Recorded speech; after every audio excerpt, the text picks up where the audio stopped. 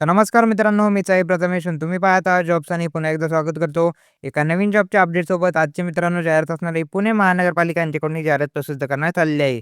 काय असणार जाहिरात, कोणकोणते विद्यार्थी यासाठी अर्ज करू शकतात, सर्व सविस्तर माहिती डिटेलमध्ये सांगणार आहे. व्हिडिओ शेवटपर्यंत नक्की बघा.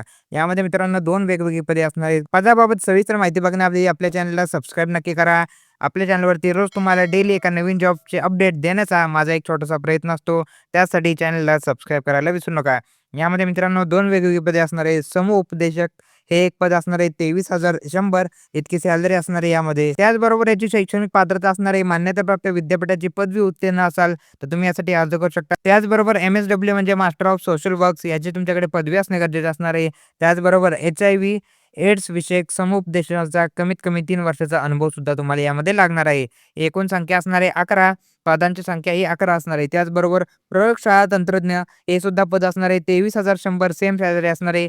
क्वालिफिकेशन लागणार आहे मान्यताप्राप्त विद्यापीठाची BSc किंवा DMLT उत्तीर्ण असेल. BSc आणि DMLT तुमचं झालं असेल, तुम्ही यासाठी अर्ज करू शकता. मात्र 3 वर्षाचा अनुभव तुम्हाला इथे सुद्धा लागणार आहे. कामाचा लॅबोरेटरीचा 3 वर्षाचा अनुभव तुम्हाला इथे लागणार आहे.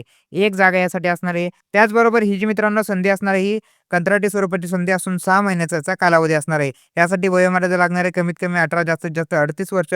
त्याचबरोबर इथे संस्थेकडून काम केलेल्यांसाठी जास्तीत जास्त 60 वर्षापर्यंत वयोमर्यादा दिली आहे. त्यानंतर याच्या सिलेक्शनमध्ये तुमचा फक्त एक इंटरव्ह्यू होणार आहे आणि त्यानंतर तुमचं सिलेक्शन असणार आहे.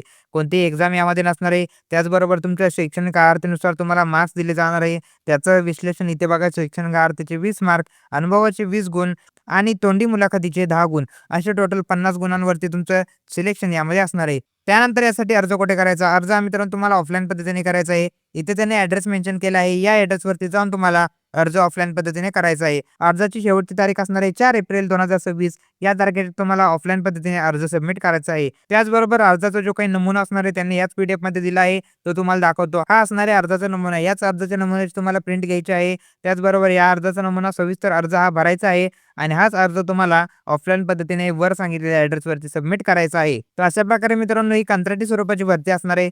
जर या पदांसाठी तुम्ही इंटरेस्टेड असाल आणि ॲप्लिकेबल असाल तर या पदांसाठी तुम्ही अर्ज करू शकता. तर मित्रांनो ही जाहिरात आज आपण सविस्तर पद्धतीने बघितली आहे. जाहिरातीबाबत कसल्याही प्रकारचा डाऊट असेल कमेंट सेक्शनमध्ये नक्की कमेंट करा आणि अशाच प्रकारच्या डेली अपडेटसाठी आपल्या चॅनलला सबस्क्राईब करायला विसरू नका. भेटूया पुढच्या व्हिडिओमध्ये.